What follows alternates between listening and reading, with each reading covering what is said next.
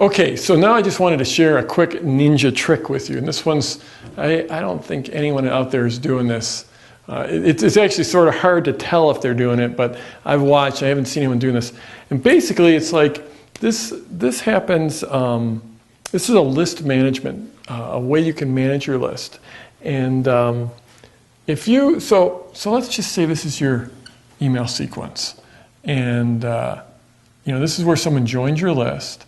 And here's the first message, second message, third message, fourth, and so on, okay? And let's just say you send them the first, this goes on day 0 when they first join. This goes on day 1. This goes on day 2, 3, 4, 7, 10, and so on. So we're running out of space there. So, okay. Now, so you've got your garden variety squeeze page here, and people join that squeeze page and they go here and then they just go right through that sequence, right? Okay, now say you wanted to do a teleseminar or something. You're going to interview someone on a teleseminar and you put together this promotion for this teleseminar. So this is your normal squeeze page. Then this is your teleseminar squeeze page. Now, let's just say in this case, you want these people to get on your list. But when they join this teleseminar, and say they sign up and the teleseminar starts say it's Tuesday and the teleseminar is going to be Thursday. And, so basically these people have to get this message that, okay, they have to get the teleseminar details message, and then they have to get the 24-hour reminder message, and then they have to get the 60-minute reminder message, and then they have to get the replay message, okay? So they need a whole bunch of different messages. Someone signs up for your teleseminar, you're going to have to probably send them at least 4 different emails. So you can't just drop them. You can't take these people and put them here on day 0 and have them start getting your normal autoresponder messages, right? It just doesn't, it doesn't work because they have to get a different sequence. But you don't want to go and start a new list every time. You might do 10 teleseminars, and so you don't want 10 different lists for 10 different teleseminars. Okay, so this is what you do. This is the magic secret trick. So let's just say, these are the days, but let's go ahead and erase that and say right here, we're going to, instead of putting the day sequence, this is just message 1, 2, 3, 4, 5, 6. So you've got 6 messages programmed in. Okay. So then what you do is you create message 7, message 8, message 9, message 10. Okay.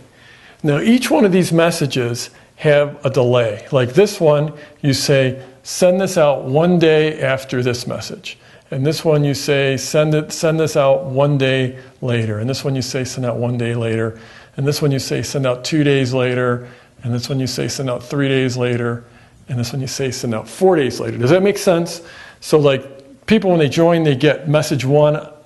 They get this is actually the first message, the 0 message. They get that message. Then they get this message 1 day later. They get the second message a day later. They get the third message a day, and so on. So what you do here is this message, you set this for a 999-day delay. And then you set this for like whatever, a 1 day delay, and then a 1 day delay, and then a 1 day delay. And now when someone joins this list, you can actually say what message to start them on. That's one of the parameters. When you have someone join your list, when they go through this form, you say, have them join on message 7. Now this 999-day delay means the people here, they'd have to sit on this message for almost 1,000 days, for 3 years before they get this message. So these people aren't going to get that message.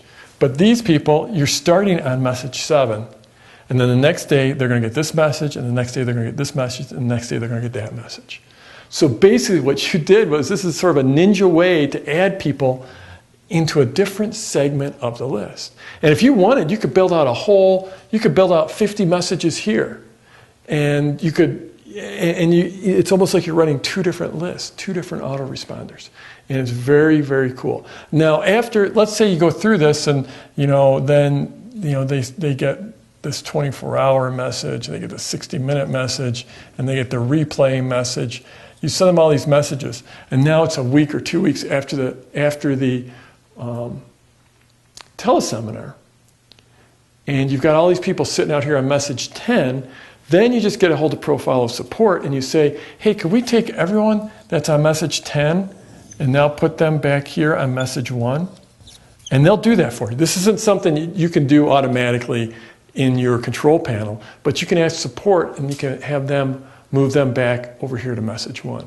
Now, I know this looks sort of complicated. If you think about the logic, it's really not that crazy. And it's a way you could do a whole series of promotions, whether they're teleseminars or some other type of promotion, and add people on the end of the list. And in fact, you could do the same thing multiple times, and I have done this.